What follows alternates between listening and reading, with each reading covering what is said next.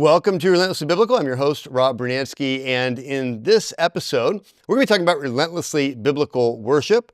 And I've got a guest here with me today, Josh Stefanski. So, Josh, thanks for coming on the podcast. Thanks for having me. Yeah, we're going to talk about worship. Josh is a co-worship leader at Desert Hills Bible Church, and so his brother Sam leads with him. And we have been working together for 7 years this Easter. Has it been that? 7 years. Since April? 7. Okay. Yeah. 26, April Fool's Day, I think, was the 18. first time you led worship at Desert that's Hills. Right. Yeah. So 2018. All right. So besides that, Josh, why don't you tell us a little bit about yourself, your background, and history in leading worship, and anything else you want to tell us about how you got here? Sure. Been here in Phoenix my whole life. Been doing music ever since I was 10. Started playing piano when I was 10. My parents weren't musical. They weren't musicians, but had a next door neighbor that randomly offered to teach me how to play the piano one day. So kind of started off with piano. And then after that, it was just kind of one thing after another that kind of kept me down the music course of things. And eventually I ended up at Arizona State University, which is a very superior university to University of Arizona. That is certainly that's a take, I suppose. But I graduated from ASU. I did piano performance over there. Kind of just kicking and screaming the whole way. There were a lot of things where I wanted out. I didn't want to do music anymore, but the Lord was faithful, and He just kept leading me in that way, and it was just more and more obvious. And then I graduated, and so when you were at ASU, yeah, doing piano performance, what did you want to do with that when you were done? What did I want to do? I wanted to write my own songs and perform. Okay. So yeah, always wanted to do that. I had a bunch of like piano cover stuff that I would be posting on social media. So I thought one day concerts or something might come out of that. But for the most part, it was like songwriting and doing concerts at some point. So okay. Yeah. Cool. But right after I graduated from ASU, I met my wife now, Whitney, and we dated for a couple of years, and then we got married. And we have a little girl right now, almost 8 months old. Her name is Elsie. And like you said, I've been doing music here at the church for the past, I guess almost 7 years. Wow. Yeah. I feel old. Well, you started off playing the piano with our former worship leader. I did. Jeff yes. Wright. So you've been doing music here probably for longer than 7 years, at least Yes. in some capacity. Yeah. So did you ever think, while you're over there in the practice rooms at ASU for hours and hours a day, someday I'm going to lead worship in a local church? The route that the Lord led me to leading worship is, I just kind of look back on it, and I'm kind of, at a loss for words at parts of it. Worship leading was not what I originally thought I would do, but coming up on graduation and soon after graduating, I thought that it might be something the Lord was calling me to do. And so I ended up becoming a music intern over at a bigger church here in the Valley. And over the course of those, 6-7 months, it just became obvious to me at that time that it just wasn't something I wanted to pursue. I actually became pretty burned out with any notion of working in a church or leading music in a church. And so as soon as I was done that internship, I actually, and I remember talking to Whitney about this at the time because we were dating. I swore that I would never lead worship again, and I just wanted to find a small little church and attend and grow and get to know people and just serve with playing on the worship team. Yeah. And so that was kind of the catalyst for me coming over to Desert Hills and beginning to attend over here. And like you said, so I played on the worship team under Jeff probably for at least a year and a half, I think. Yeah. So a year and a half. And then And then just one day, kind of he up and announced that him and his family were moving back to, I think it was Michigan that they went back to. They had family back in Michigan, so they're moving back closer to home. Yeah, and that was nowhere.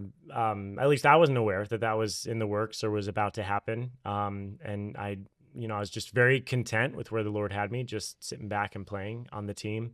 But soon after he announced that, I think you talked to me. And then I talked to my brother Sam, because he and I were starting to do some scattered worship leading with a couple churches at the time, but nothing full time. And so then so he and I agreed to do the worship leading as a co-partnership at Hills. So very good. Yep. So as you think about leading worship, and you have a unique situation, because you work with your brother and you guys are co-leaders. Yes. And so that makes things more enjoyable in one way, but it also presents a unique challenge. It does. Because most worship leaders, if they want to do something on a Sunday, as long as their lead pastor is okay with it, they just do it. But you don't necessarily just do it, right? No, there are multiple filters. Multiple filters, a lot of discussions and family discussions that go on about that. Intense fellowship. Yeah. So as you think about leading worship, and in your situation as a co-leader, but even just leading worship in general, what's the most enjoyable thing to you about this role, and what do you find to be the most challenging?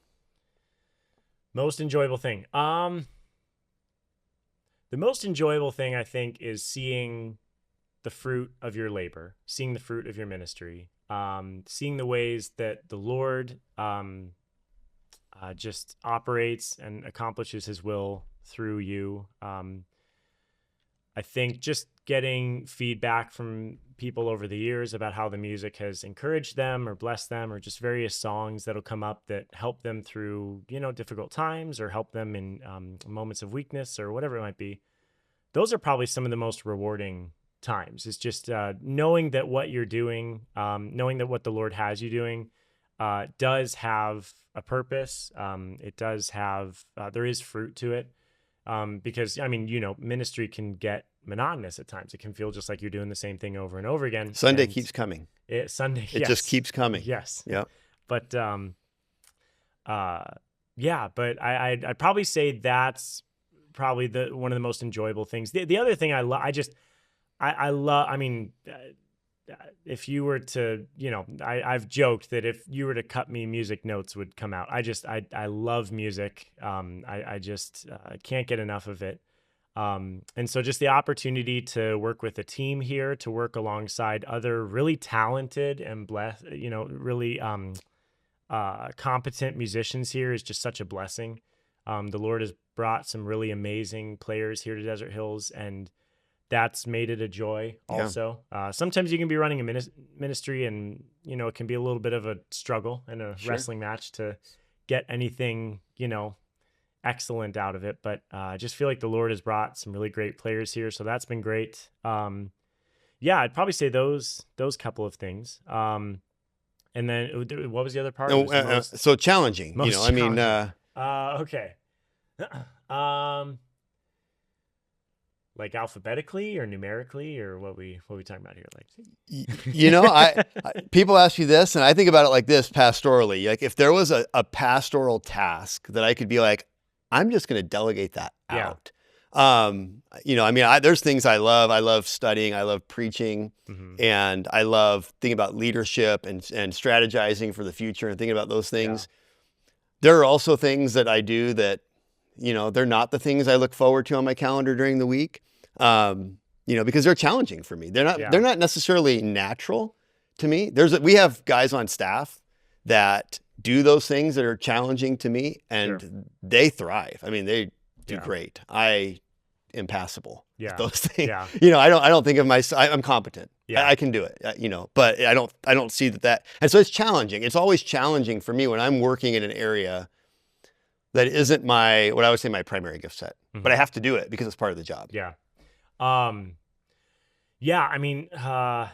As far as the situation, that we have here, where it's me and my brother co-running the ministry, that's been probably the most obviously challenging aspect. Sam and I, we refer to each other jokingly as work wives, because we do so much with work and with music together. It's kind of become comical at this point, but And opposites attract. yeah, And that's yeah. true of you and Sam. You guys are, you have very different personalities. That's one way of putting it. Yeah.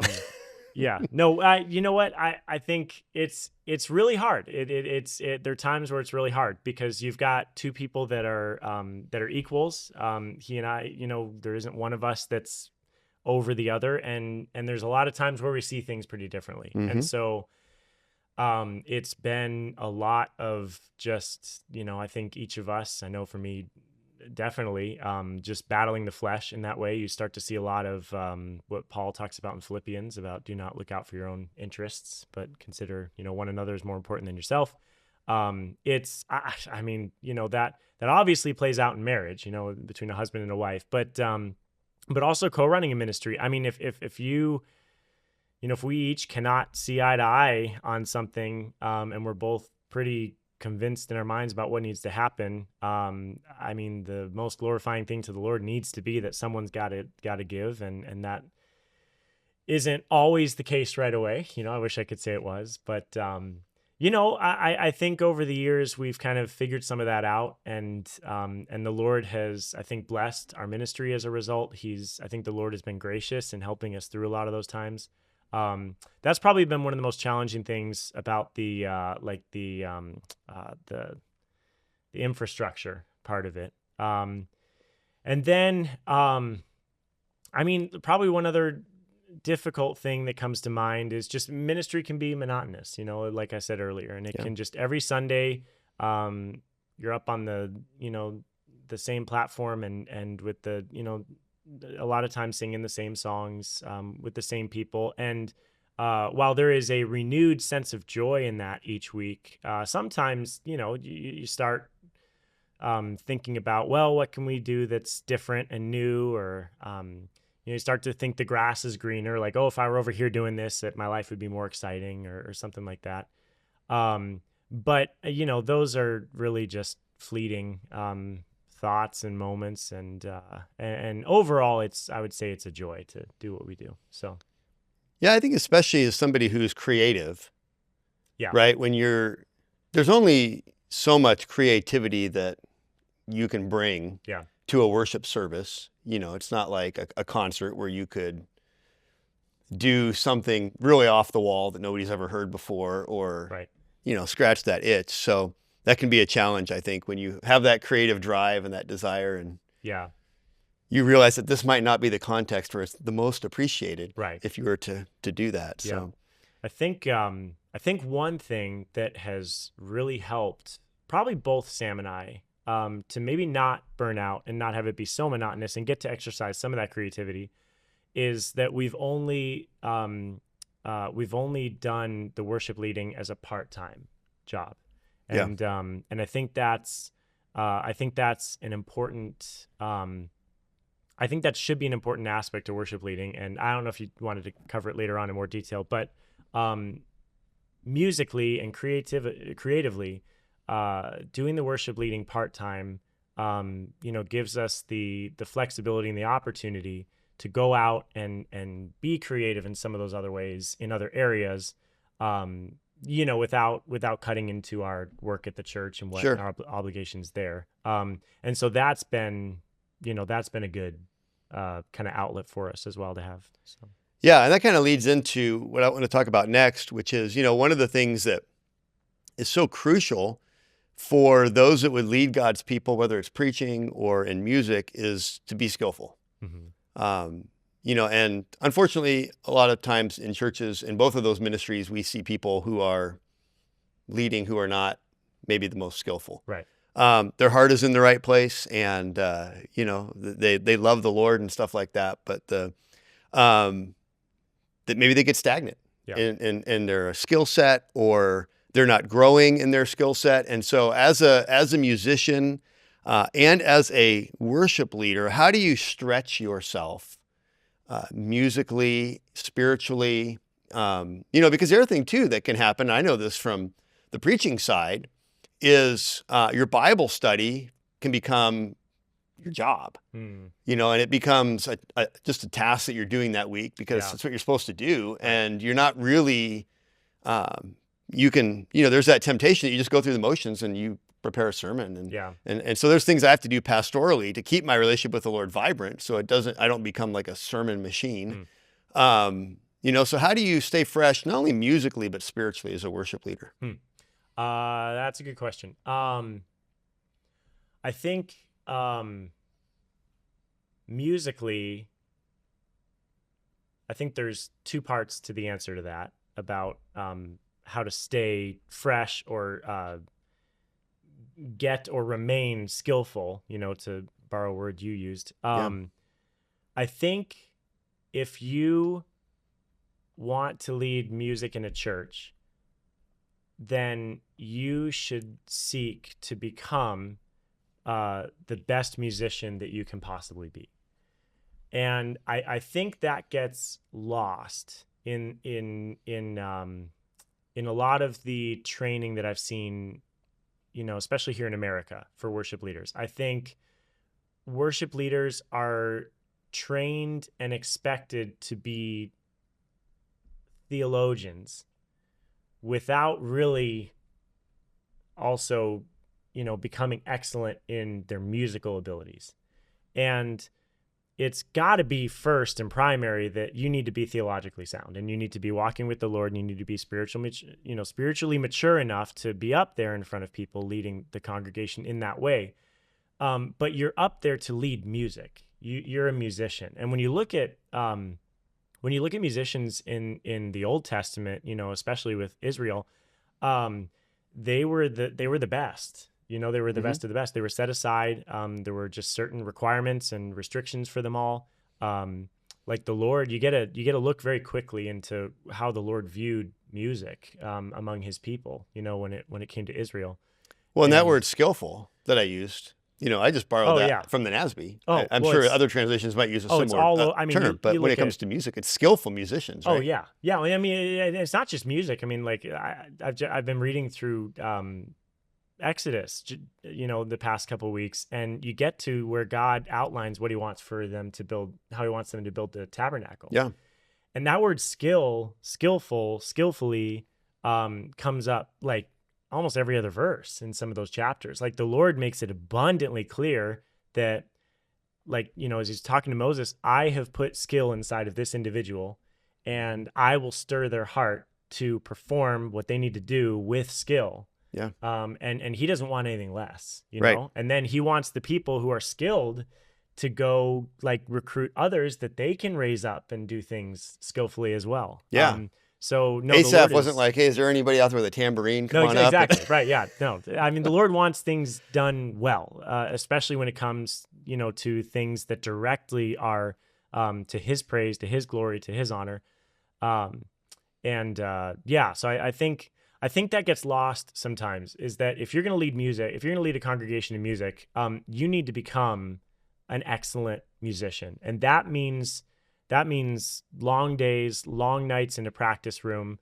It doesn't need to mean that you are this concert level, musician that can go around the world, around the country, doing all these other gigs and different events and stuff.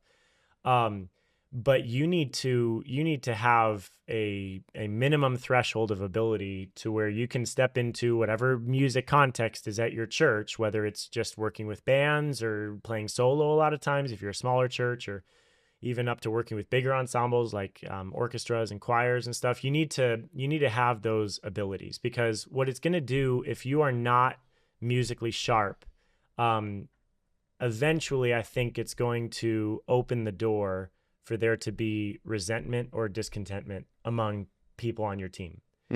Because no one loves serving on a team where they feel like the person in charge, the person overseeing everything, isn't really qualified, isn't really good enough, Sure. to do that role. And I know a lot of people, that's going to be a temptation, either way, could be. But I think you can minimize that to a certain extent. If you can be musically excellent, musically diverse, able to cover a wide range of topics and theory and songs, styles, just introducing yourself to all those things and becoming fluent in all those things. So that's what I would say first, is that the groundwork, the foundation has to be that someone has to be musically excellent coming into the job before they ever, Yeah. start. And it seems like, from what I've experienced, what I've seen in churches, both pastorally and just as a Christian being in churches, is that the quality of the musicians and the music doesn't rise beyond the leader. Right. That Yeah. if there are people in the church who, let's say you do have somebody who's like a concert pianist or violinist or something like that, and Yeah. and the worship leader, is at like a beginning level, they Mhm. almost feel like they can't Yeah. go up there because they don't want to undermine Right.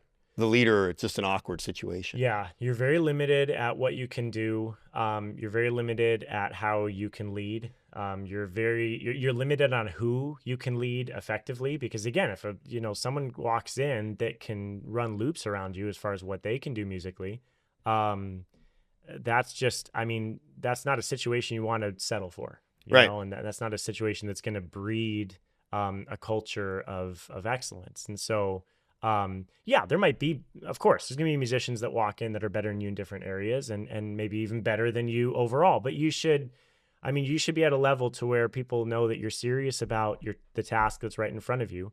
And you should be at a level to where people can kind of, point to you, like the Lord pointed out to Moses, that the Lord has given you skill in that area and that he has stirred your heart to serve skillfully in that way.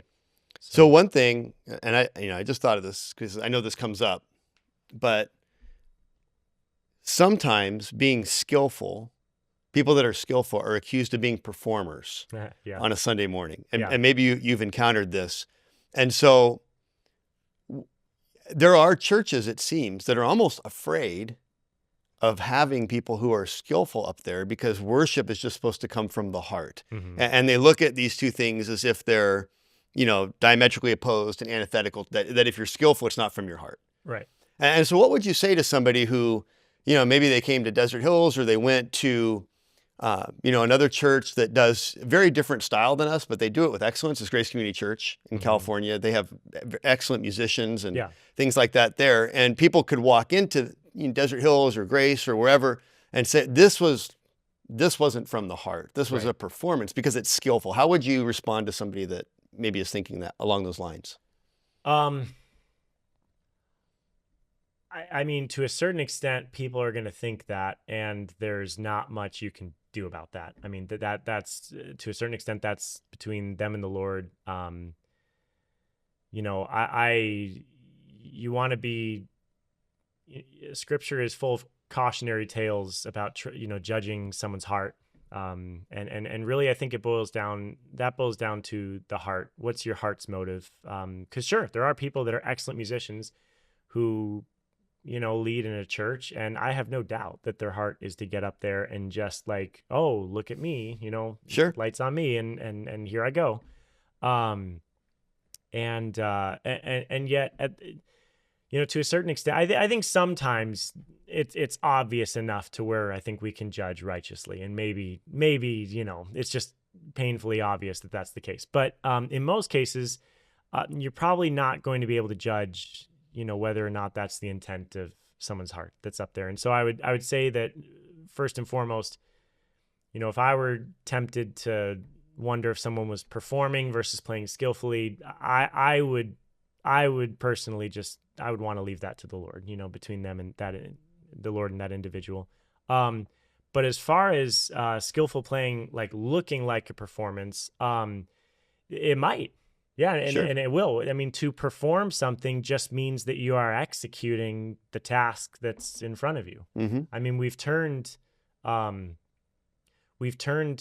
perform or performance into this word that I guess I would have to ask someone what they even mean by that word, when they say like you're performing or it's just a performance. Because I would say when I'm teaching someone, I'm performing that task of teaching. When I'm, doing any other thing that I'm tasked with, I would say that I'm performing and executing that task. And so I don't know that I don't know that everyone is on the same page. First off, when we use those words, perform and performance. So I ask them, what is meant by that. But also, the other thing I'd say, as far as what I know about my own heart and just my own training and my own style of leading, I think that if I were to stand before the Lord and it be in such a manner that, like, I'm not falling on my face, like Isaiah was saying, woe is me. But, one day to stand before Christ, blameless with great joy, I think I would want to play my heart out. I would think that I would not want to hold anything back. Yeah. Because now I'm aware of this, and even in that moment, it'll be even more obvious that it was Christ that gave me that ability.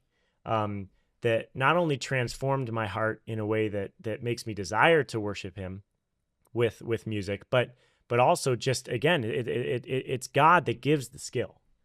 And so God does not give you the skill for you to perform and for the glory to come back on you, but God gives you the skill to use. And so I would argue with someone, if you don't use your gifts to the level that the Lord has equipped you, I would argue you're maybe not stewarding well the gifts that God has equipped you with. Yeah. And not only that, but if you have a gift, you can grow in that. Yeah. So you can continue to get better. And so it's not just a matter of doing it to your best ability, but it's also a matter of increasing your skill. Right. Yeah. And I think what you're saying is right. People will take the word perform and think of it like a stage in a theater, right? Yeah. Like you're just putting on a show. Right. But doctors perform surgery on people. Sure. Right. Nobody accuses the doctor of being insincere because he performs open heart surgery and saves your life. Right. At that point, you don't care if he's sincere or not. Of course, you just want the surgery performed well. But nobody looks at that word in that context and says, "Oh, well, he's just being a phony," right? He's using the skill that God gave him to save somebody's life. Sure. Yeah. And we can make that analogy, I think, in worship. We are using the skills that God has given us in music, in preaching, not to save somebody's life, but so that the Lord would save their soul. Mm-hmm. Right. And one of the things that happens if you're not skillful in your leading, it's distracting. Mm-hmm. It's distracting to me when I'm in churches and wrong chords are played, or the drums aren't in sync with the rest of the band, or the singer is really off key, or they forget the words, or whatever happens. I mean, you want to stay focused, and it's the same thing with preaching. If the preacher is all over the place, I can't concentrate. I don't know what he's talking about. Mm-hmm. If he's not able to make an argument and take it from start to finish and show and walk me through it, it's not going to have an impact on me because I don't know what he's talking about. Right. Yep. And so, the idea of a performance, I think we have to perform. Yeah. And we have to perform excellently, and we want to do it sincerely. And you can have a sincere performance. I think a lot of people miss that. Well, and the problem is, like, what does someone mean when they say the word performance or perform? At what point does that get to be a negative connotation, right? Mm-hmm. Because let's say I've been trained and I can let's say I can play I don't know, however many X number of notes in a certain time frame on the piano. I can play really fast and we can do all these runs and everything. Well, and someone says, well, that's too much. Like that's showing off. Yeah, that's you're just performing, a show off, right? Yeah. That's a performance, but in a negative connotation. Well, okay, then let's trim that down to, Y number of notes. Is that a performance now if I just play a little bit slower? No, that's still too much. Okay, what if I just play, this chord and then this chord and then this chord, and how I just keep it to that? Is that a performance? Just turn it into pads. Well, right. Well, they'd say that's okay. But then there's all these other people over there that are going to say, well, you shouldn't, have these instruments in worship in the first place because it's just all about you, or no, now it just sounds, amateurish, and it sounds, like you said, it can be almost equally distracting in that way.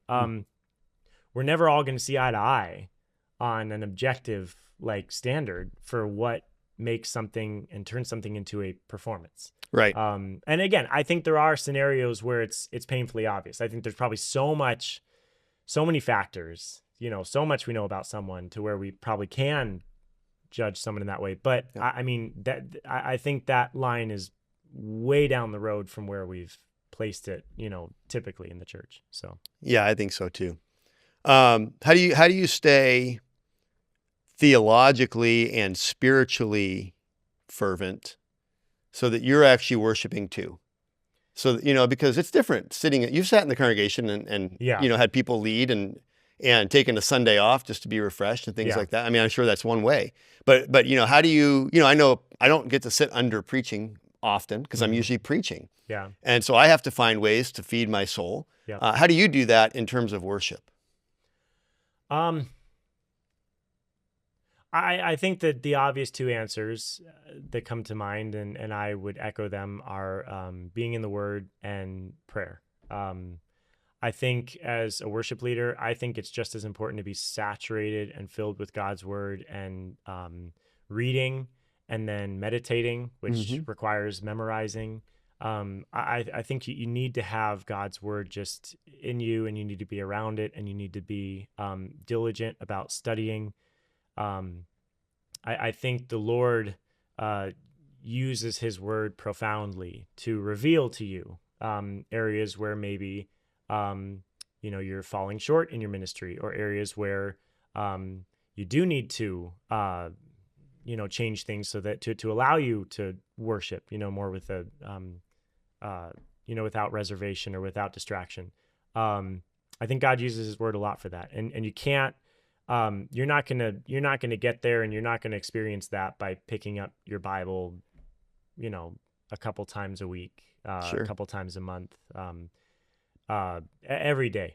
Every day you need to be in God's Word, reading, thinking, reflecting, meditating on the Word of God. And then the other thing I would say that is equally as important, especially when it comes to the actual act of leading worship, you have to be in prayer. And I don't think that I don't think I was really diligent about this early on in my ministry. And I look back and I really regret that. And the Lord really convicted me about that. But thankfully, he's been faithful to work with me in that area. But when you get up on stage, or when you get up in front of people on your instrument, whatever your church setup is, it's not humanly possible to take stock of where your heart's at every second while you're up there. Sure. You're trying to hit the right chords. Yep. You're trying to make sure that you're sticking with the arrangement.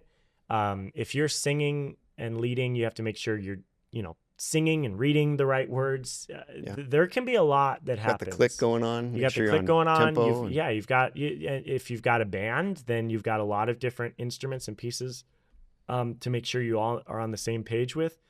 There's a lot happening, and I reject the notion. I mean, there's some people out there, and there's some worship leaders that I've listened to that say, like, every second that you're up there, you should know where your heart's at, and you should, like, be taking stock of where your heart's at, and you should be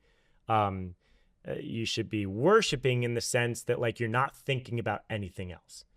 But I just don't find that to be humanly possible. You're thinking about the musical things that you need to accomplish, Sure. a lot, while you're in the middle of a song and while it's going. And so what I have found, the thing that is the most helpful to me, is before you ever set foot on that stage or in front of people, you have to be in prayer, and you have to give that time over to the Lord. And most times I will just end up saying, I mean, Lord, you know where my heart is at, better than even I do, Mm-hmm. at all times. And you know what needs to happen, and you know that my desire is to glorify you and honor you at this time, but you know that I'm fallen, and that I'm going to be battling my flesh, even at times when I'm up there, and I need your help. Yeah. And to go into leading a worship service without going to the Lord in those ways, asking for His help, I don't see how you can be up there and worship, like, effectively the whole time. Yeah. because it's just not something I think that we can do on our own. But giving it over to the Lord and then trusting that his Spirit is going to work within you to accomplish those things, I think makes all the difference in the world. Yeah, I don't know how I would know where my heart is every second of the day in regular life, let alone when, yeah. No, I mean, I hope it's in the right place, but Right, but yeah. we deceive ourselves all the time just in the regular ebb and flow of life, and Yeah. so often can look back and think, well, I thought my motives were good, but I realize now there's selfishness in there, or pride, or whatever it might be. So that's a high bar to try to clear. Yeah, and that's something that I think I would. That's something that I've heard. Come from not a lot, but some various worship leaders over the years, and it's just something especially someone who's younger, who's starting out leading in worship and trying to figure things out. I would just encourage them, like it's not humanly possible to know where your heart is in all those areas in that way the whole time. And so, but it is possible to go to the Lord ahead of time and ask for help. And if you're not doing that, that is on you. Sure. And then, yeah, who knows where your heart's going to be? Yeah, you can kind of have a general sense of it. Right. I know what my motives are, and sure, or at least what I am aspiring for them to be, although sin may creep in from time to time. But yeah, absolutely. Okay, so let's talk about shifting gears here a little bit. Every worship leader has a boss, and besides Jesus, and that boss is typically the lead pastor. Mm-hmm. And so we both know that over 7 years of working together, it's just like you and Sam. It's not all, roses and picnics. We have our moments where we don't agree. Sure. Maybe where we miscommunicate. So how can worship leaders effectively relate to the lead pastor? And, another piece of this that we've experienced over the last few years is we went from a church of 200 people to a church of whatever it is now. The number constantly is moving. So I don't, whatever it is was last Sunday and continues to grow. But how do you keep from letting pride creep into that relationship and destroy that? Because in some churches where you have growth, you begin to have competition amongst leaders. Yeah. I'd probably say first off that both Sam and I feel that we have, I think I can speak for Sam. We'll find out later. Get him on Zoom. Let's get him in the podcast here real quick. Need to fact check this really quick. No, I would say that we have an excellent working relationship with you. And I would also say that is rare. We've gotten to, I think, see behind the scenes of many, many different churches over the years, across, the Phoenix area and even other, cities as well. And we've gotten to hear stories about, the worship wars that rage in churches, and then also the leadership wars, where it's like the pastor and worship leader just end up like fighting over like what seems to be like a spotlight, or just seems to be like a clear chain of command.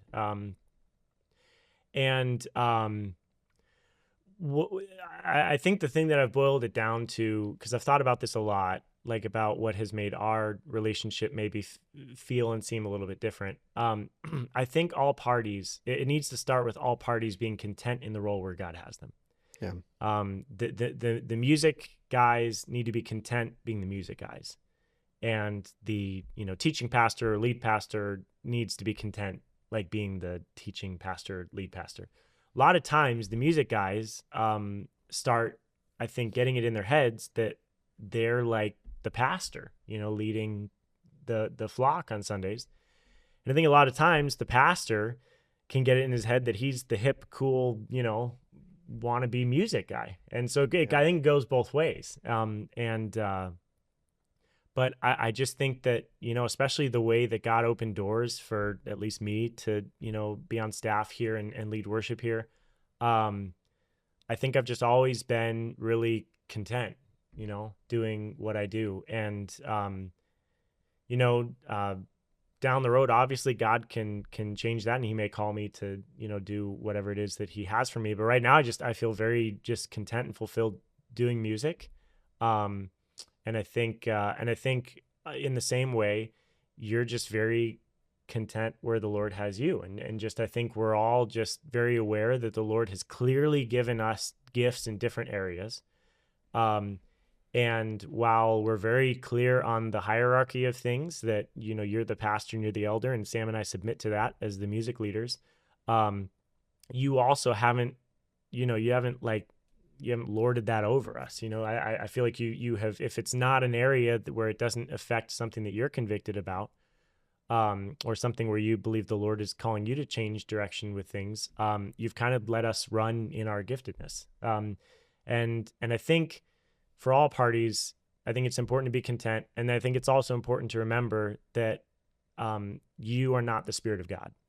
And so you are not going to be the thing working, either in your pastor's life to change this or fix this. And pastor's not going to be the thing changing things in the music guys' hearts. The Spirit of God, if you all are believers, you all have the Spirit of God indwelling you, and the Spirit of God is going to lead that individual ultimately. And yes, there is a hierarchy, and I'd say a lot of the time what we find is that music guys, music leaders that aren't in a pastoral position, they either think they are right off the bat, and they aren't, hate to break it to them, or they want to be, and they're just not content submitting anymore. And eventually there's a difference of vision or creative direction or whatever, and you got to be able to submit to those things. So I think one thing that's helped us, two things. One, I think we have shared convictions. Yeah. And I think when you get sometimes, a pastor will come and, he wants only these songs or only this style. And the worship leader is, well, I want to do this. And, he's creative. The pastor is not creative in that way. Yeah. And so, he may straitjacket the worship leader. And I think that's a big mistake. Yeah. Because you're not, you're not the guy that God has called and equipped and gifted to lead the music if you're the teaching pastor. Right. And so you probably have ideas, but you should also trust the people if you have shared convictions. But sometimes I think those convictions aren't there. Yeah. You've got guys that want to sing, whatever the latest song is. It may not be theologically accurate, but people like it. And, the pastor doesn't want to do that, or, and so there's no shared convictions there, and that creates problems. But the other thing too, that I think is so helpful to remember is that whenever the church grows, it's not because of us. Right. It's because of Christ. Yeah.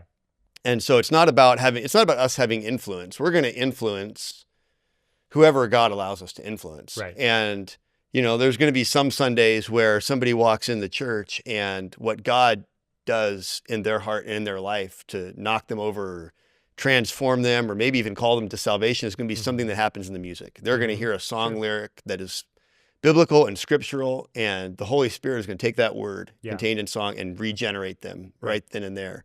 And there's going to be Sundays where it's something in the sermon that God uses. Yep. And I think we just have to be able to rejoice with each other regardless. Yeah. Because it's really not about us. Yep. It's about the Lord being glorified through changing people's lives through the ministry. Yep.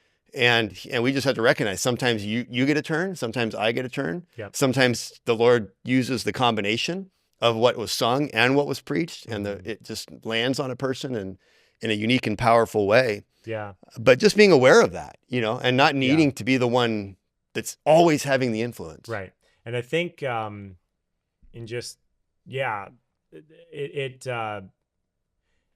if the pastor, again, assuming the music guys aren't in like an elder or pastor position, at the church, which sets them on, equal footing, then I think it's helpful for pastors to realize that you're going to probably set the tone. Sure. For you might set the tone for what like you're describing. If the music leader, the worship leader, feels encouraged by you in what they're doing, if they feel, if they are getting, if you're affirming what they're doing and rejoicing with the results or the effect that their ministry is having, like you described, then that's going to, I think, foster a much more trusting relationship, where the worship leader does feel encouraged and empowered and like safe, in his role there at the church to do what God has him to do.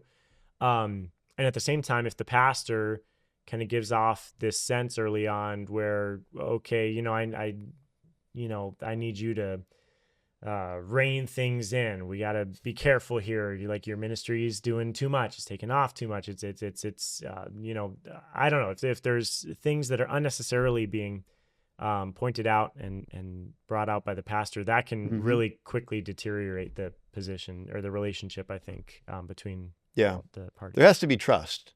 There has to be trust, I mean, over 7 years, there's things you've wanted to do or songs you guys wanted to sing where I'm just like, well, I don't know, but I'm going to trust you. You said, and it's either I'm going to be surprised that it goes really well, or you're going to learn that it didn't go well. But one way or another, something is going to happen, and we're going to keep going on. Well, you said in the beginning that we're like-minded on a lot, and that I on the important things, the convictional things. There is like a lot that we disagrey on, and I mean, sure. Stylistically. What? Stylistically and things like that. Right. Yeah. I like nothing theologically, but stylistically, even in terms of like some song selection stuff. I mean, we had, I think, several long conversations when we first started about some specific topics. And again, eventually it was something that you felt like the Lord had convicted you about that you didn't want to change, change course on. And so again, we had to submit to that. But, it's okay to have those differences of opinion. And, iron sharpens iron. And so the difference of opinion doesn't mean that your ministry is going to deteriorate. It doesn't mean that it is deteriorating or that there's some like issue that can actually be like, everyone working together to sharpen and hone the effectiveness of the ministry.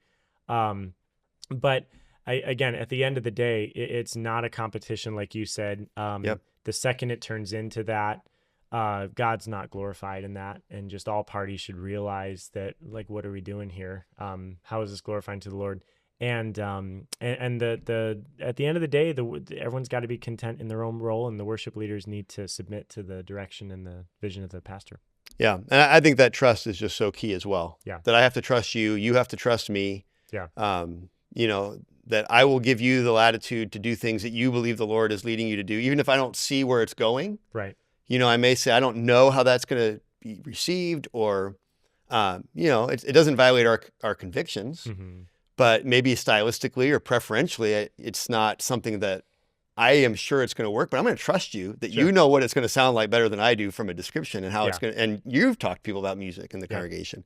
And, likewise, it goes the other way where, we've had songs where I'm like, no, I don't think we should do that one, and there comes a point where, if I'm doing that all the time, that becomes problematic. But if the rare occasion when I do say, no, I don't think that's a good song, there has to be that trust back, right? Where it's like, well, he doesn't normally tell us we can't do a song. Yeah. So. There needs to be a symmetry to it at some point, right? If you're always having conflict or you're always seeing eye to eye on it, so something's off, right? Either maybe the overseer, the pastor maybe needs to like back off a little bit. Maybe not everything needs to be made into a deal. He needs to trust those guys. Or maybe it's the wrong guy musically for that church, for whatever that, for whatever direction the pastor wants to go with the music in that church. So you don't want to stay in those situations.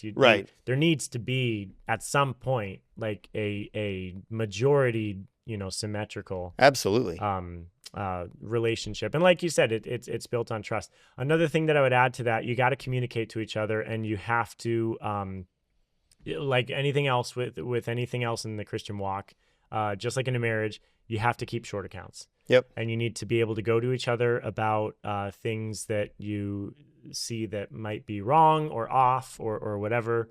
You either need to give those things over to the Lord and move on, or you need to be able to work those things out right away. Sure. Because letting those seeds of distrust, disunity, I think is what you're looking for. Yeah. Disunison. Okay. I'm just going to call it a Gen X term. Disunison.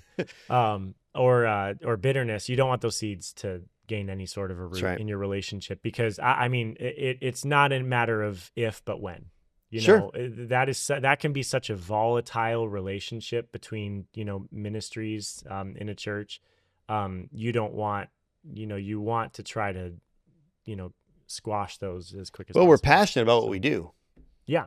And so sometimes that passion, when we don't necessarily see something the same, results in a need to have a, conversation. A little heart to heart. Yeah, a heart-to-heart conversation. But that's We've had some of good those. because that's how you grow in that trust, right? Yeah. Is I know that if you're coming to me when you have a problem, or if I'm coming to you when I have a problem,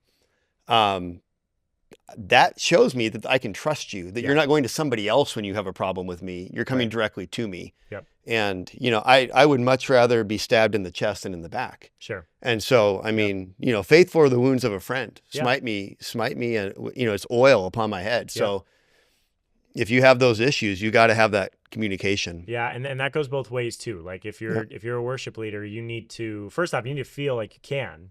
Absolutely. To your path. I mean, even though there's a hierarchy there and a biblically established hierarchy, and you need to submit, I mean, all of us as leaders at various levels and in various positions, we're all fallen, and there's none of us without sin. And so, again, even as a worship leader, if you see something, that needs to be confronted or addressed or talked about or something, then that is as much your responsibility to go to your pastor and talk about that as anything else. Absolutely.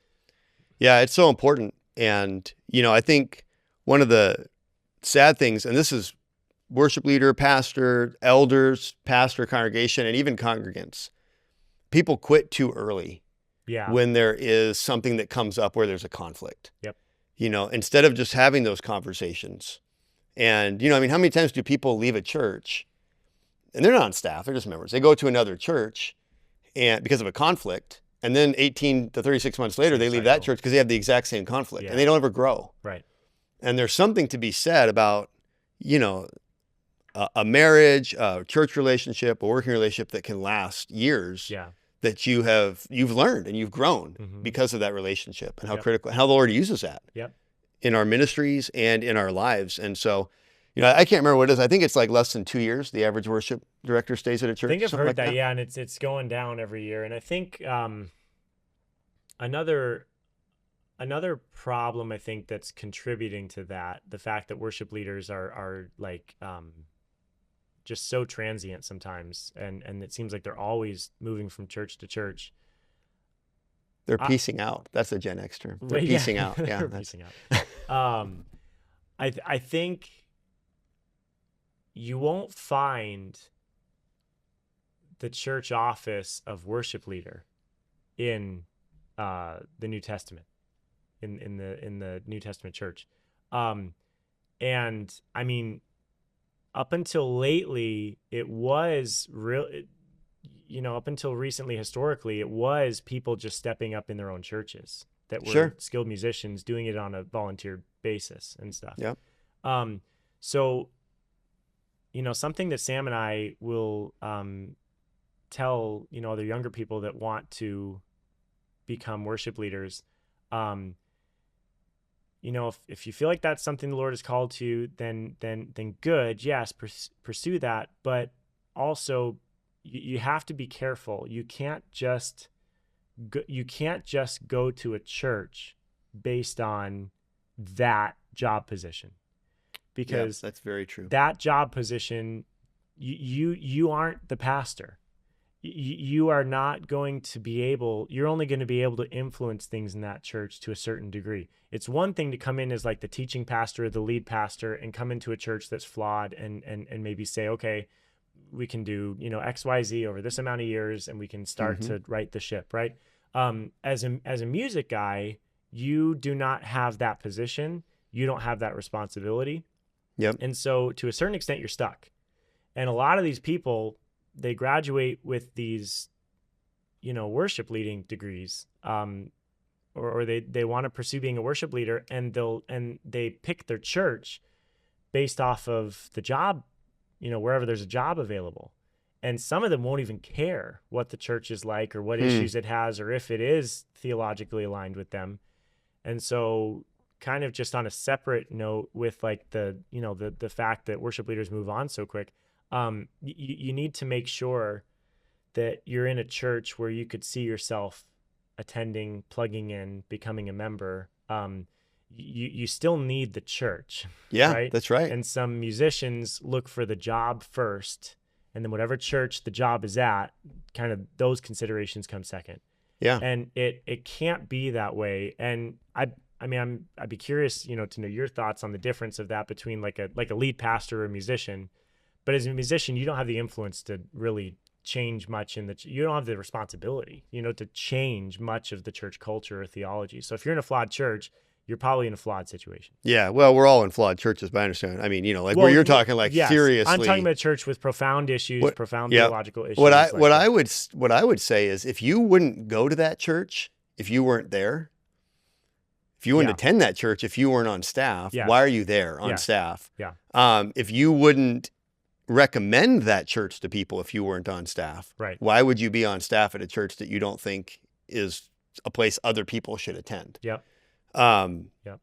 Even as a pastor teacher, I mean, your hands are tied unless you're a solo elder, unless you walk into a small church where you're the only pastor on staff or lay elder, and you have, you're the supreme leader and have absolute control over everything in the church. And that's not a good place to be in for anybody. Yep.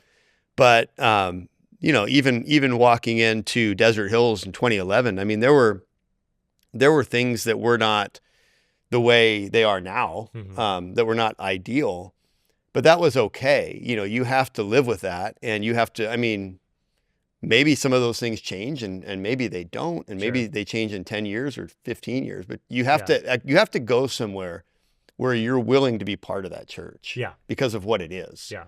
And, Desert Hills was a place like that where, I mean, we would come here. My wife grew up in Desert Hills. So we would come sometimes before I was on staff with her family and stuff like that. Same. I attended here for like a a year and a half before I ever took the position. Yeah. So it took me longer to get Sam. Yeah. He wouldn't reply to my text for a while, but so it already was a place where I did want to go and could attend. And a lot of when we hear a lot of these worship leaders that move on from these different positions, a lot of times it's not a great exit. Like there's reasons for the exit that aren't great, and a lot of times it's conflict related. And sometimes a lot of the conflict that I'll hear about is there was just like this profound difference of like either like a theological, how they viewed a theological subject or topic, or like a direction, overall direction for the ministry. And I kind of sit there thinking, like, how is that not something that you guys addressed or thought through or talked about, like when this all started? That seems to me to be like a first interview type of that's a foundational question. issue, right? But I mean, when you want to put all your eggs in the basket of leading worship in a church, just know that if you're just going wherever the job is, that is that's I think probably taking a risk. You're asking for conflict and trouble and difficulty. Probably. And it you probably are not, your percentage of staying there past a certain amount of time is probably not great. Yep. So. All right. I could sit and talk with you about worship all day, but I want to get to one last question. Okay. And, and I think a lot of worship leaders who will listen to this or watch this podcast will resonate with this because they're in the midst of it. What do you do with criticism that comes from the congregation because preferences aren't being met, or there's things they don't like about, maybe they think they're convictions, Sure. But they just don't like this or that about music. It's like the air conditioning. It's the thermostat. It's like the thermostat in church, right? Mm-hmm. Somebody's always too hot. Somebody's always too cold. And there's 2 or 3 people that feel like it's just right. Yeah. And music is just one of those things. It's an explosive thing in the church. The phrase worship wars is a well-known term, and there's a lot of worship leaders that are casualties of the worship wars, right? They burn out, they quit leading music in church because they got tired of everyone being upset no matter what they did. Right, yeah. And so as a worship leader, what do you do with that when congregants aren't happy with what's going on in the worship ministry, and they let you know. Yeah. How do you handle criticism? Um, Do you ever get any? um, I'll say this first. I think over the over the years that we've been leading at Desert Hills, I would say I feel like we've not gotten as much criticism as what I probably expected, just from being in other churches and ministries and kind of seeing what can happen there. I feel like the Lord has really blessed us in that way, just in that we've had, I think, generally a congregation that's been very encouraging, that has and just has been along for the ride, as far as whatever we've done musically, and just to any congregation members watching this, like, you don't know how much that helps and how much that means, for a worship leader, to not have to deal with, constant pushback and criticism and everything. Yeah. That being said, we've gotten our fair share over the years.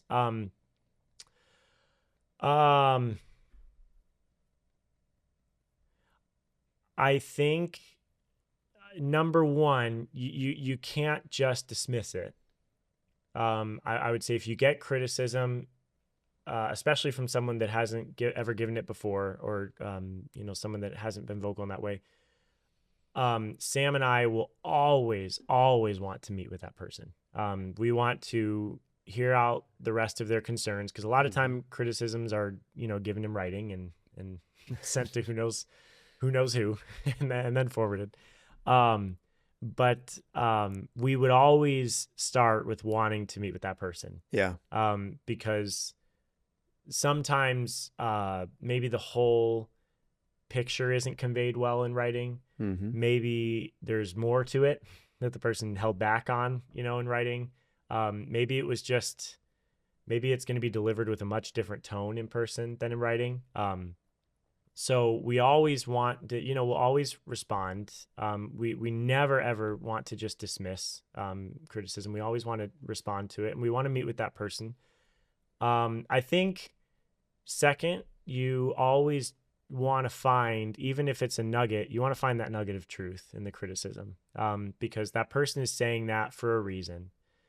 And I'm not talking about someone who's there in the church, like, who's obviously, maybe, a troublemaker and being dealt with or something like that. I mean, I'm talking about just, your average congregation member and just sharing concerns they have. But you want to try to look at it from their point of view, and you want to see if there's anything you can and should adjust.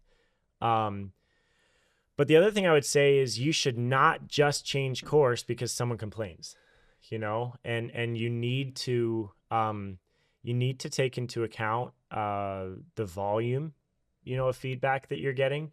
You can get a really, really strongly worded email from one person that makes you think you're doing everything wrong and you need to change course. But you need to take a second and think, okay, am I just hearing this from one person or two people, or even just 5 people out of a church of, now it's up to 1,400 or something. So you have to take into account the size, maybe the church that you're in, the number of people that are there.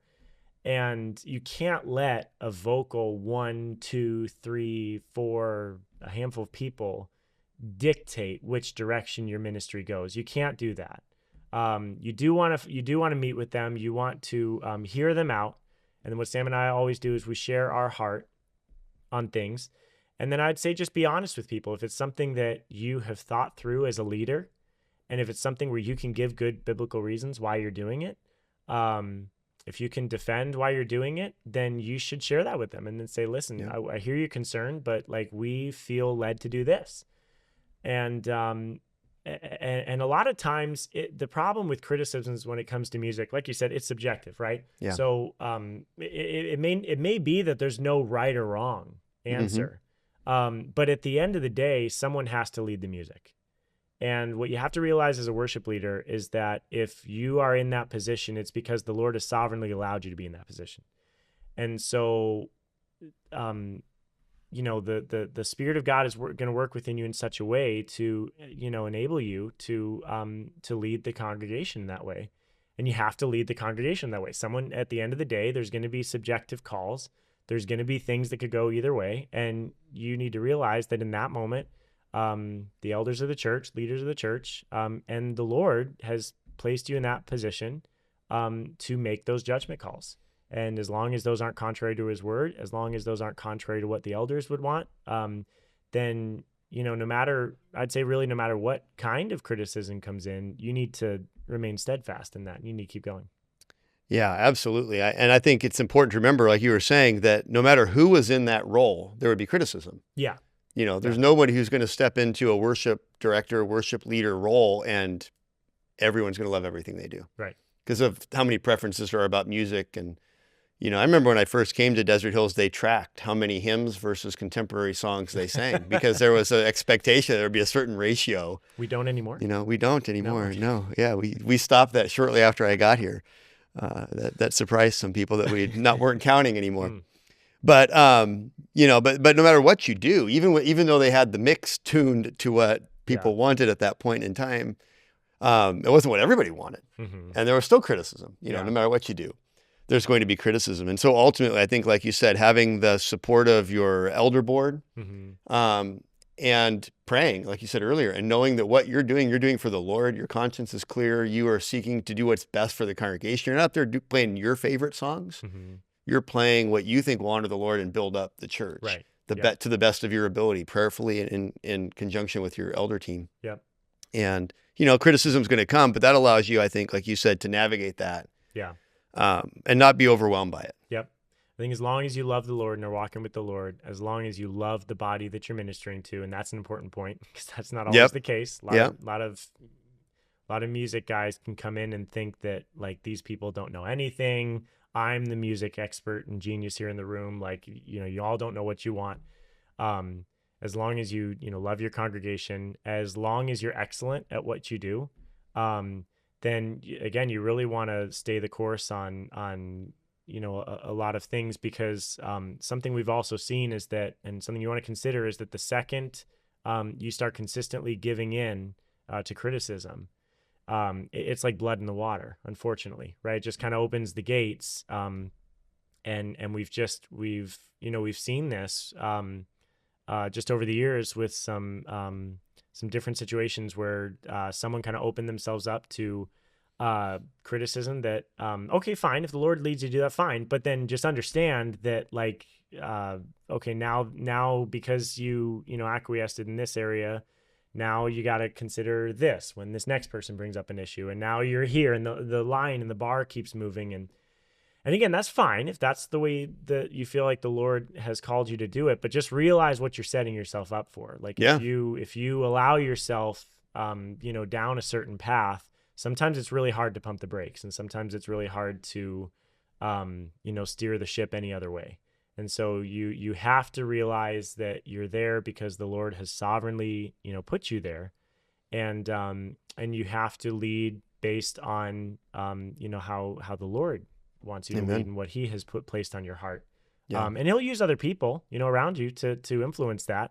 But you can't just be tossed about, by people's subjective opinions either. You can't. You're gonna have a music ministry that is just very non-compelling and floundering and lifeless, I think. I think so. At the end of the day with that. So. Yeah. And you have to realize that if you do certain things, you're going to set precedent.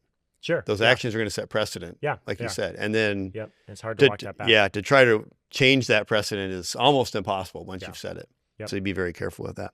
Yep. All right. So one of the things you do, and we're going to wrap up with this, besides worship leading, is you write and perform worship songs.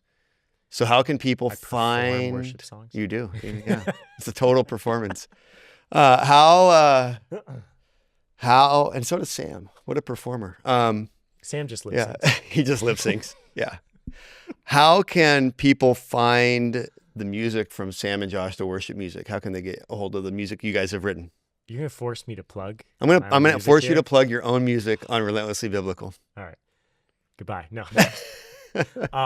Just Sam and Josh music on social media channels, and I think it's samandjosh.com. So samandjosh.com. Creative name. We came up with it ourselves. And Yeah. How long did that take? Well, funny story. Why isn't it Josh and Sam? You had two options, right? Here's God's sovereignty at play, right? You guys want to see how this works? All right. So we couldn't decide if we wanted Sam and Josh, or Josh and Sam. And it wasn't like we were like arguing about it, but just it was weird, like whose name is gonna come first here, and we were kind of fine with it both ways, but it kind of got decided for us.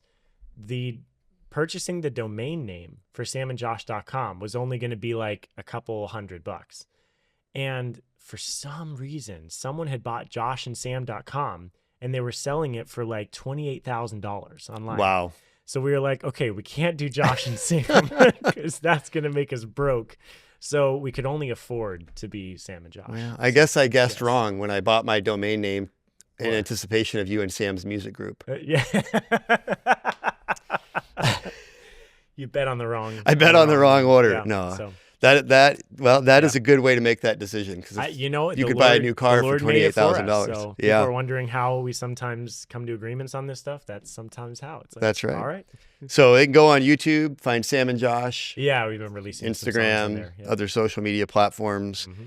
Awesome. Yeah. Well, thanks for watching this episode of Relentlessly Biblical, a Relentlessly Biblical Worship with Josh Stefanski, our co-worship leader here at Desert Hills Bible Church. If you enjoyed this episode, we'd love it if you would like it. Share it with others that may be encouraged by what they heard. If you have any questions about worship, music in church, songwriting, worship leading, whatever that might be, throw those in the comments. Love to hear from you.